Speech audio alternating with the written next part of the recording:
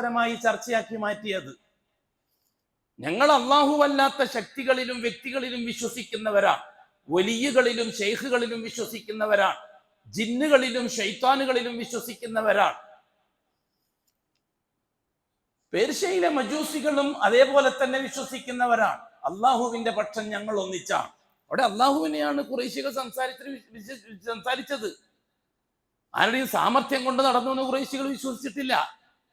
അള്ളാഹു ഞങ്ങളെയാണ് സഹായിച്ചത്. ഒട്ടും താമസിയാതെ മുഹമ്മദിന്റെ ആദർശം തകരുകയും മുഹമ്മദി കൊണ്ടുവരുന്ന പുതിയ വിശ്വസി തകർന്ന് തരിപ്പണമാവുകയും ഞങ്ങൾ മക്കയിൽ ജയിച്ചു വരികയും ചെയ്യും.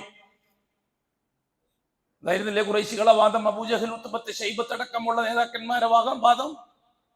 ഈ സന്ദർഭത്തിലാണ് അബൂബക്കർ സിദ്ദീഖ് റളിയല്ലാഹു അൻഹു അള്ളാഹുവിന്റെ നബിന്റെ കയ്യിലാണ് തീർച്ചയായിട്ടും അള്ളാഹുവിന്റെ ഇടപെടലുകൾക്ക് സാധ്യതയുള്ളത്.